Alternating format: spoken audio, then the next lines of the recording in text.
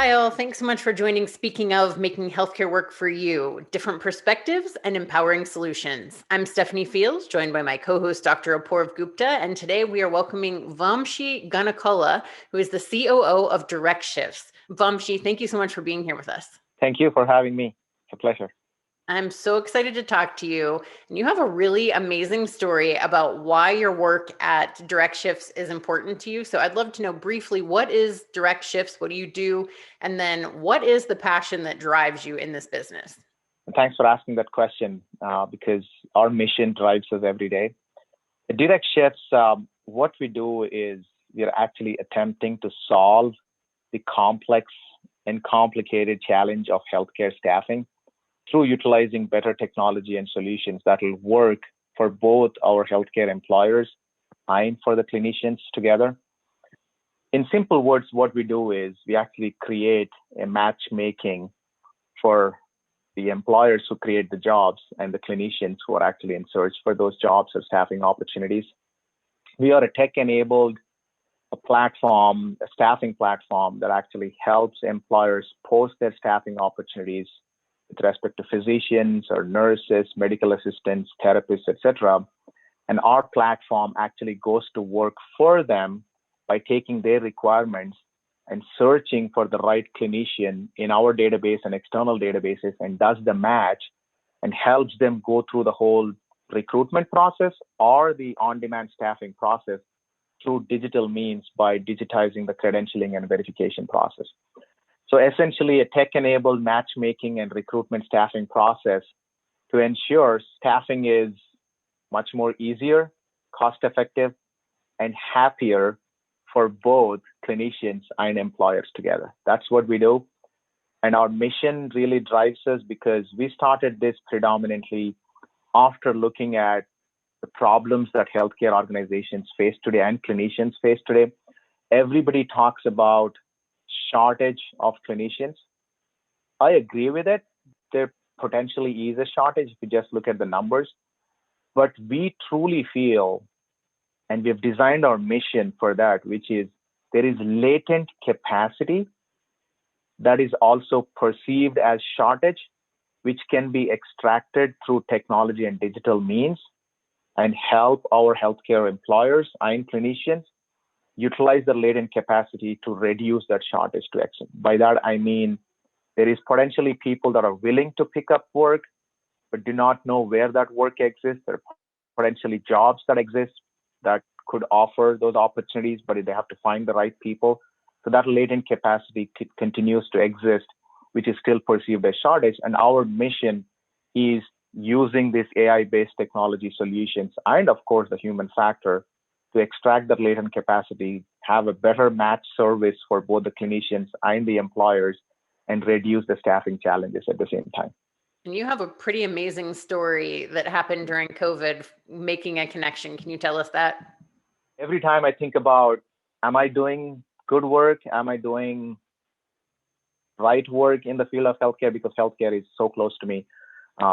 Older brother is a physician, one of the best physicians I've ever seen. I've been trained by nurses. I proudly say that. I actually ran a staffing office multiple years ago, helped them run the staffing office with data. That's how my healthcare journey started. So healthcare is pretty close to me, and I'm a data analytics and technology professional trained specifically for healthcare. That's how I would look at it. And every time I think about, am I contributing, to my healthcare space, I think of this story.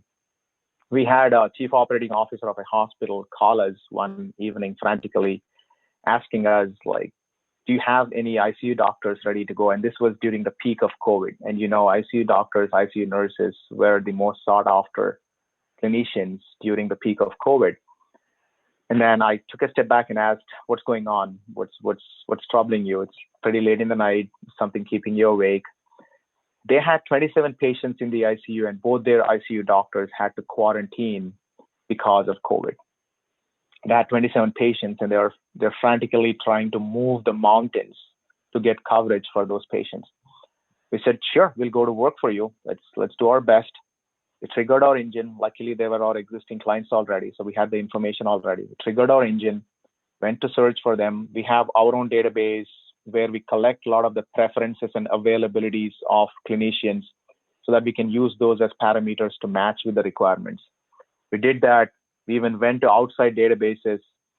The whole evening, later in the evening, our engine was working for them. We were also making calls. We have people that work out on top of the engine as well. Within 6 hours, we found them an ICU doctor who was actually an anesthesiologist who was board certified in critical care medicine. We found the doctor because we were able to expand the search using technology. Found the doctor, personally requested the doctor that he should take care of the 27 patients, although that's a huge workload, and promised him that we will be able to find him a PA within a few hours. Went to search for a PA, got the PA. So by the next morning, the ICU was covered with an ICU doctor and a PA, and continues to be one of our best stories ever, which is utilizing platform like ours and power of technology and the human touch to really make sure you find the right staffing at the right time. Wow. Yeah, it's so inspiring, Vamshi. It makes me really proud that I've shared some of this journey with you in a different incarnation. So hats off to you for the great work you're doing. I'd love to make a connection to that story and the point you were making earlier, that in addition to the technology and the human touch, you're really helping your clients figure out latent capacity. And you had said it really nicely early on when we were chatting, that before you look outside, you look inside. So maybe you can talk a little bit more about exactly how you go about doing that and how much latent capacity you actually find within a system. My work has focused on helping organizations better plan, be more predictive with respect to how you staff your organizations. Being more predictive will give you that much more time to bring in the right resources at the right time. Then we also figured out, as we were starting DirectShifts, which is to solve how do you source external staffing much faster, quicker, at a lower cost, and eliminate those barriers in sourcing external staffing and external resources through digital means. What clicked with us was organizations that have the scale, like health systems that are 5+ hospitals or even 3+ hospitals with big scale. They can actually first look at, are they maximizing the utilization of their internal resources first, which is always a good thing to do because, it goes greatly with the internal resources as well. It actually adds to their satisfaction. Nothing satisfies a nurse than practicing nursing. Let me be very clear. Nothing satisfies a physician than practicing medicine. Then we can talk about a lot of parameters, grades, money being one, location being one, etc. But they want to practice at the top of their license. That's the topmost. So what clicked with us was, are organizations looking at, are there resources internally that are not fully utilized? Can they practice their nursing or their medicine elsewhere if we opened up that opportunity? But we know there are a lot of internal barriers, both cultural and technological barriers exist to those things. So what we started to do work on was, can you turn the platform inside, post opportunities inside, and do a better matchmaking of your existing resources based on their availability and their potential and their credentials and privileges? Can they pick up some of these opportunities so you can maximize your internal opportunities first, internal resources first, and then plan to bring on external resources as needed? I think it is clicking a lot with a lot of organizations. I think that's still an opportunity that many organizations have tried and continue to try. So we are proud to really change or pivot our technology in a way that can actually help them do this while also helping them source external resources faster, quicker, and cheaper. Is that the biggest mistake that people who are hiring medical professionals make, to not look internally at that latent capacity before starting to look externally? It is one of the mistakes, but I think it is very much an involuntary error that happens because that information does not exist, right? It's not apparent out there. Like, for example, all these big employee resource management tools that organizations are using, to my knowledge, none of them facilitates this. None of them says, oh, okay, this particular resource let's say an oncology nurse working in an oncology outpatient setting, what is precluding that oncology nurse? Sometimes they want to be a nurse, or precluding them from probably coming and running some supervision on a COVID test. Nothing precludes them, actually. There's a lot of skill mix barriers that got completely deleted during COVID. Previously, they were like, oh, no, you belong to this department. You have to stay in that department, all of that. But what tool can facilitate having that information available? Well, there are some resources here that have some capacity, that have some availability that you could utilize here.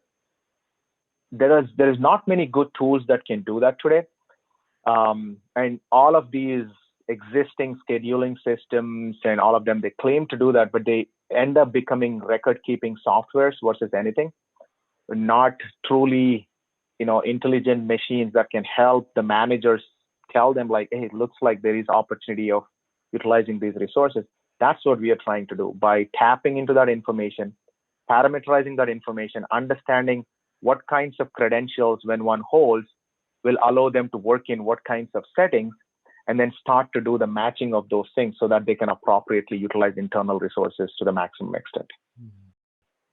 Without a tool like that, Vamshi, it sounds like the insight would just be missing, right? So it's an oversight on people's parts because, again, as you're saying, the data isn't there, which makes me think of another point that you had mentioned earlier, and that was that ultimately the other mindset change that you're trying to bring to clients is for them to think about their workforce as an investment.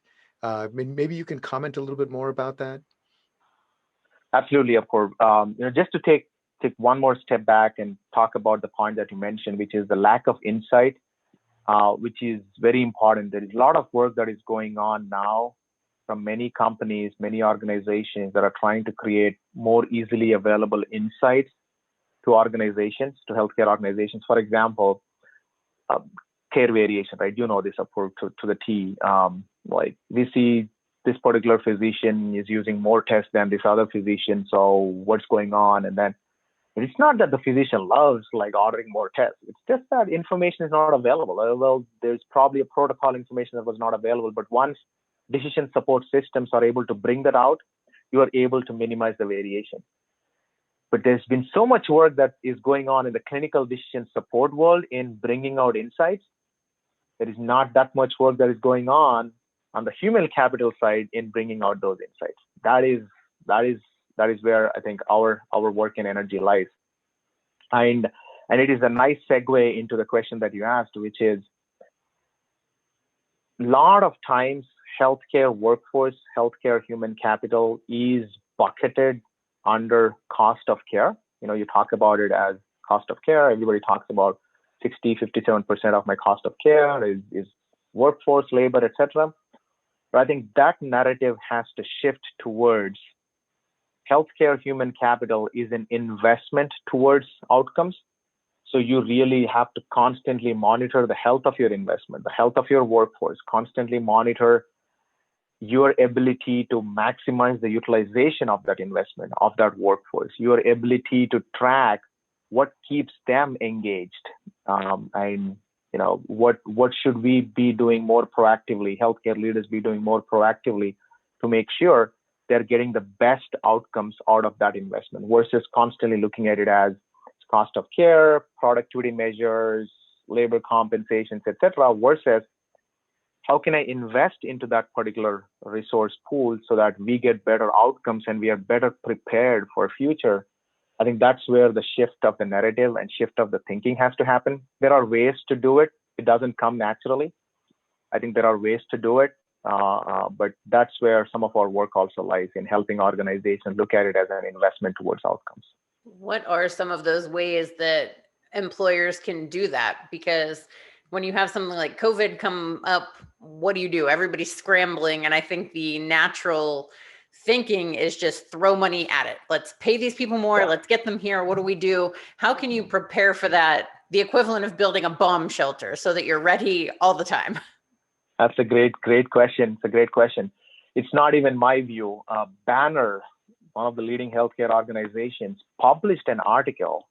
I think it was in Modern Healthcare or HFMA, I don't remember, saying just-in-time staffing helped us have a lot of cash at hand in the last few years, but it killed us during COVID.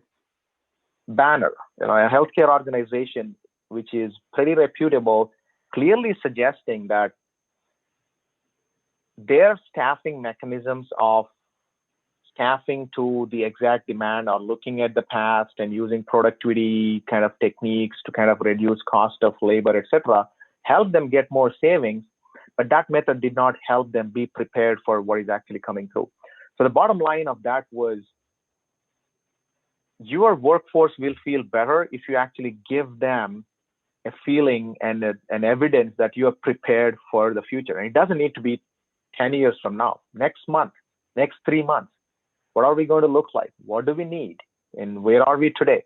How are we going to work together to make sure our demand is met in the next 3 months, 6 months, versus looking at, last 2 weeks, we did not meet this target. What's going on? That's one way to put it. Like, be more proactive, predictive, and make sure the workforce always knows that you are trying to prepare for the next near-term future. The second thing that I believe organizations have not done a great job in factoring is looking at what is the backfill? What is the need for backfill, right? I mean, you say, okay, let's talk staffing now. I need 5 FTEs. Oh, well, I have 5 FTEs.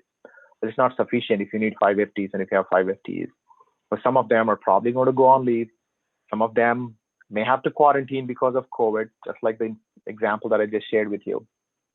So how do you really quantitatively and more algorithmically create what that backfill need is and prepare for it right now? Most of the times organizations are short-staffed because they've not factored or predicted what the backfill need is. A lot of them do a great work in predicting what my census is going to be. There is so many models to predict COVID census, non-COVID patient census. I couldn't even list them now. There's so many scientific models now, but there are not good models to predict what my supply is going to look like in the next 2 months. How much attrition am I going to face? How much backfill do I have to plan for, et cetera, et cetera. So that is one thing. When organizations plan for that in a better way, by default, the workforce will feel more comfortable because they will feel that they're covered, right? If they are going on leave, they'll feel they're covered. So that's another simple technique to use to make sure you're prepared for the future and you're showcasing to your workforce that you look at them as an investment because you give them the feeling that they're covered. Vamshi, it reminds me of the client situations that we faced together, actually. And one of my clients right now is facing this situation. You mentioned looking a couple of months in advance. What about even just the day ahead? Our clients often express, some struggle because day to day, also, they're not really able to predict when they're going to suddenly experience a surge in capacity, both on the physician side and the nursing side. So is your solution something that can actually help our clients be able to better respond to some of those sudden surges that come almost unannounced? Yeah, we're not doing a lot of work in the next day kind of staffing situation right now, Apur, but we could. I think when we work with some more organizations on turning this internal engine up, they would be able to move people around to take care of the day-to-day surges. Absolutely, that is possible. We are definitely taking some strides towards that. But my point has been, there are a lot of scheduling tools now, there are a lot of staffing tools now that will actually give you a reasonable idea of what would happen the next day. There's a lot of information there. The Clervius of the world, the APIs of the world, they're actually giving you good information on, looks like you're trending towards having a higher census tomorrow being Thursday, but you were only scheduled for 5 people, you might need a 6th one. That, I think there is good enough information. The thing is, as a healthcare administrator, and most people know this, and I having literally run a staffing office, I know this, I can only do so much for tomorrow. I only have so many levers to pull if I have to do something for tomorrow. So what I'm doing is I'm trying to float people, call people, ask them to come in, do extra shift, or worst scenario, I'm calling a contingency agency and say, I need somebody tomorrow, and they quote me 3x the price. I have nothing to do but like say, okay, fine.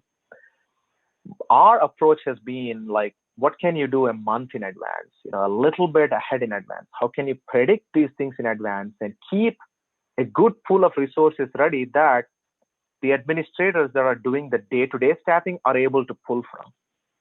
So how do you create those strategies well in advance? How do you keep faster sourcing mechanisms from external pools, faster matching mechanisms from internal pools, so that the day-to-day you have more levers to pull? That has been the focus of our work, like creating more contingency pools so that even day-to-day management becomes easier because now you have a bigger pool to draw from. Maybe to be a little bit more provocative, and I don't want to mean to put you on the spot, but I'd love to tease this out in our discussion. We were talking earlier about how staffing shortages are ubiquitous. They're throughout the country, really. Even the states like Massachusetts, which are supposedly the best staffed per capita in terms of physicians and specialties, are struggling because they have shortages of internal medicine physicians, psychiatrists, dermatologists. If we're struggling in Massachusetts, how are we ever going to solve this in Montana or Alabama? So I guess I wonder what you think, and I get the point that you're really trying to help them solve the problem through different means. But do you ultimately think that we just have to change the models of care? We'll just never really have enough staffing to solve all these crises that are coming up? No, that's a great point. Apoorv, you did put me on spot there because people listening to this may, this is a disclaimer right here. People listening to this may disagree with me, and I'm totally fine with it. It's a good debate. I fundamentally think there is a need for a shift in the care models, the change of care models. There is no way the same traditional care can be provided with this kind of shortage that is going on in resources. And I have read that there are more physicians going out of practice now than before. Now, I couldn't statistically validate it. I don't have the numbers with me, but I believe that is true because we deal with physicians every day. I mean, we have a database of 250,000 physicians on our platform, and we speak with a lot of them every day, and we see the shortage for sure. So creating access through different means, creating a different skill mix model, like continuing to evolve the good combination of physicians versus nurse practitioners, continuing to have a good dialogue and practice of what is the right nurse to patient ratios. How can it be more acuity based? Everybody thinks acuity based is actually going to increase the shortage. It is not. An acuity based model is actually going to solve the shortage, because you always think about, well, that means I'm having to staff more. No, there will be situations where you'll actually be able to staff less because you're able to show the nurse the 7 patients are less acute patients. You can handle them. So having a good dialogue on all these things, the right skill mix, the right care model. You don't have to always see them in an office setting. That is changing now. And the right acuity-based discussions. All of those things are necessary to solve the shortage of staffing. Just trying to match the staffing with jobs is not going to be a solution at all. I will vouch for it every day, although I want to tell the whole world like DirectShifts is a solution to staffing. It is not. It is going to enable whatever better care means and models that you come up with it. We will enable that through technology and our services. But there is a fundamental need for care models to evolve quicker to continue to provide higher access to care, because access to care needs are not going down, they're only going up. So we have to redesign those care models, acuity models, and skill mix models in order to cope up with that demand. Absolutely. Through all of your work in healthcare over the years, and now through your work at DirectShifts, what's the number one thing that you've learned and that you would tell other people, the most important message? Oh, that is now putting me on spot, because that will definitely make me think a lot. This will probably take a couple of minutes because I want to reminisce on how I actually entered into healthcare. My foray into healthcare was very accidental. My brother, who was in MD training back then, I was visiting him. He put me in touch with some of his deans or others they were working on, and I started to look at their scheduling process, and they're like trying to write schedules manually, and I was like, "Oh, you shouldn't be doing that. I can put all this in Excel." So I kind of showed my brother.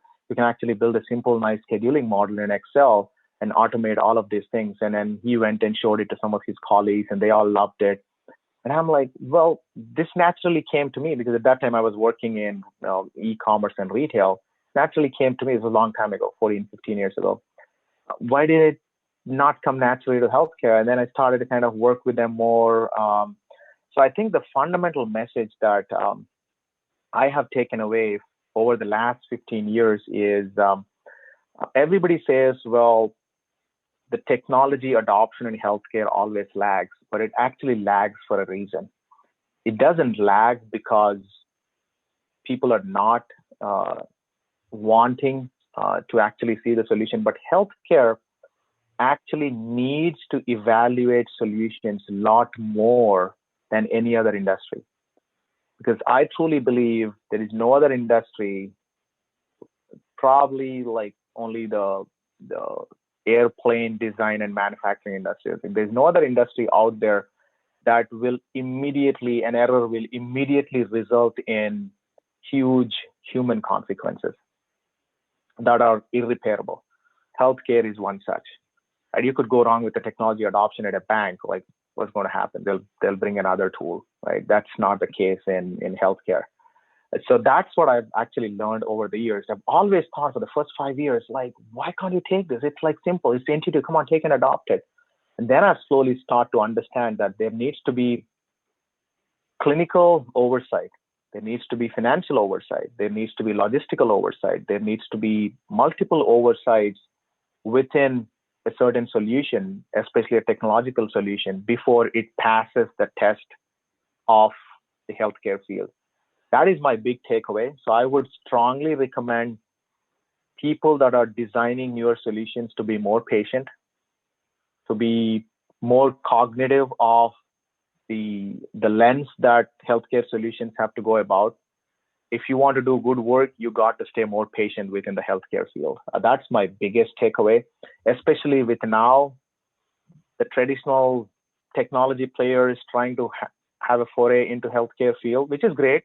But never say no to it. That's how I became, a healthcare professional.